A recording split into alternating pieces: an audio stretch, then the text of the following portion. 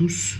Aujourd'hui, on va monter une petite mouche pas très compliquée et qui a été efficace pour moi cette année. On va bien porter chance. Ça va être un Bubble Sedge, donc montable de 12, je dirais, à 18. Ici, on monte en taille 14. À faire en cuvert ou pas, là on va le faire classique. Hop. Donc je prends immédiatement une plume de cul de canard. Hop. Un coloris naturel, ce que vous savez. Voilà. On la prend par le rachis et on va venir mettre le rachis à la courbure et tirer dessus en essayant de garder la mouche, la plume, sur le dessus du rachis. Hop, on est bien fixé. Je viens couper l'excédent. Je vous invite à ne pas tirer trop sur la plume pour arriver trop sur la pointe de votre plume au moment où vous allez fermer, parce qu'il faut quand même qu'il y ait la rigidité un petit peu du rachis. Vous allez voir, c'est important pour la suite. Une fois qu'on a fait ça, hop, un peu de la soie partout parce que là, j'avais pas forcément bien couvert la hampe de mon hameçon. Je reviens au départ. Voilà. Là, on va prendre un petit peu de poids.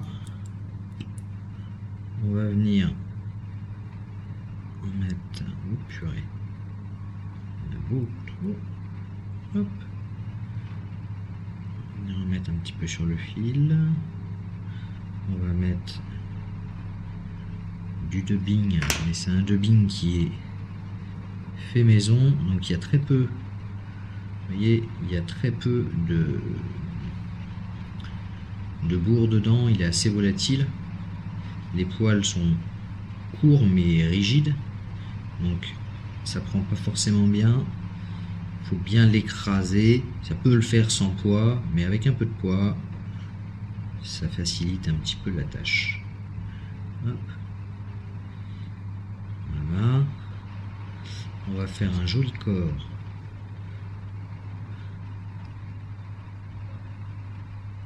Bien dodu, bien appétissant. On va repasser par-dessus pour serrer un petit peu. Voilà. Et quelques fibres très longues, trop longues, on peut y aller, on peut les enlever. Voilà. Tac. On va venir prendre notre plume, qu'on va venir mettre sur le dessus. On fait un tour, deux tours, on va tirer dessus et là on va venir régler la longueur. Donc là l'idée, c'est comme quand vous faites finalement un sedge en cul de canard, l'idée c'est quand même d'avoir une longueur d'aile qui soit cohérente en termes de proportion par rapport à votre corps. Donc il faut qu'elle dépasse un peu à l'arrière. Point trop non plus. Voilà, là on est pas mal. Je dirais dépasser de 3-4 mm à l'arrière. On vient bien serrer notre plume. On remonte tout. On vient couper l'excédent. À l'avant. Hop. Et là, on rebelote. On va venir reprendre un peu de dubbing pour figurer. Ouais, j'ai mal serré mon étau. Voilà. Toc. On va refaire pareil, remettre un petit peu de poids. On va reprendre notre dubbing. On va revenir écraser tout ça. On va essayer de se faire un petit thorax qui va bien.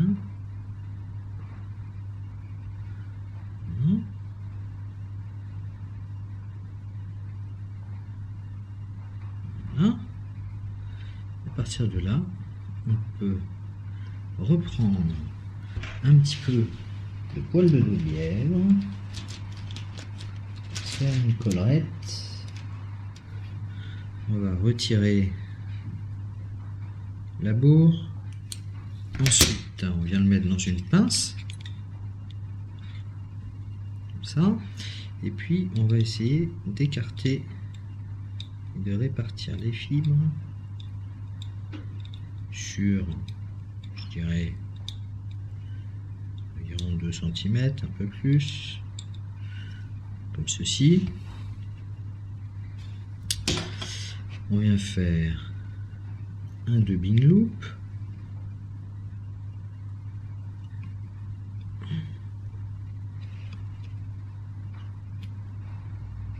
Voilà.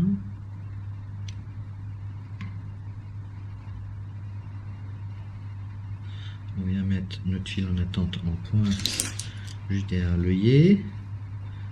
On prend notre twister, pareil, on remet un peu de poire, hop, on ouvre le système, on vient y mettre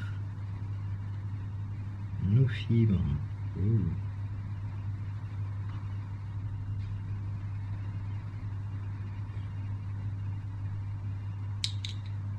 On va essayer de venir le redresser, on la remonte, moi je remonte un peu tout, voilà. Et là, on va venir, si on peut,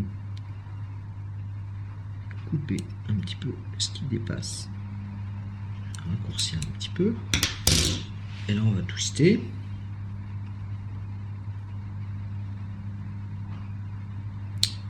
Un joli goupillon.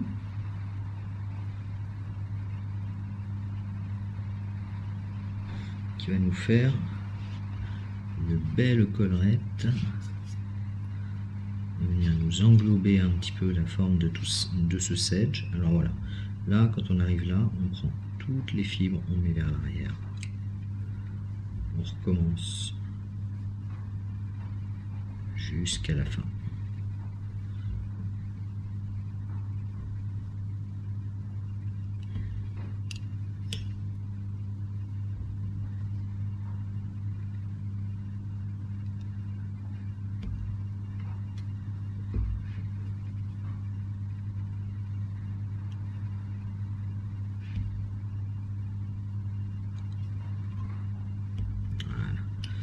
Là, on vient bloquer notre fil du dubbing loop. On coupe. Et là, donc, on a une grosse collerette. Ce qu'on va faire, c'est qu'on va tout remettre bien en arrière. Et avec notre fil, on va remonter pour se faire une belle tête, et on tire tout vers l'arrière comme ça va nous faire une jolie forme. Voilà, là on va se faire une belle tête comme il faut. Toc toc toc, on est bon. Dubbing loop, 1 2 3, hop, 2 3, hop. Une fois que ça c'est fait, on reprend tout vers l'arrière, un petit coup de briquet, ça nettoie, il en reste une, c'est bon. Hop. Donc là on a une grosse collerette. Si on prend ça comme ça, bon, c'est un peu gros, on va aller en enlever un peu en dessous, parce qu'il y en a quand même pas mal sur les côtés, pour figurer les papates. J'en enlève toujours un petit peu. Tac, tac, j'enlève pas tout, hein, mais j'en enlève un peu en dessous. Et voilà. Et ça, je suis persuadé, les cocos, que ça va nous prendre des poissons. Donc voilà. La mouche est presque terminée. Moi, je mets toujours une petite pointe, une petite goutte de cyano, ou là, pour le coup, un peu de vernis UV.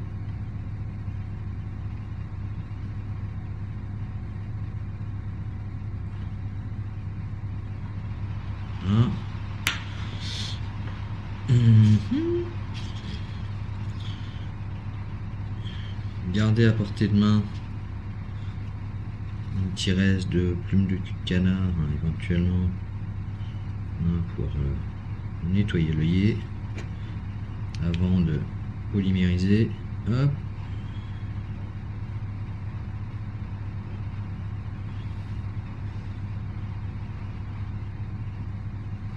Et voilà, ça vous fait une mouche qui vraiment est bien visible, appétissante, qui flotte bien. Vraiment, moi, si j'en remonte des séries là en ce moment, c'est pour une bonne raison. Amusez-vous bien, bon montage à tous.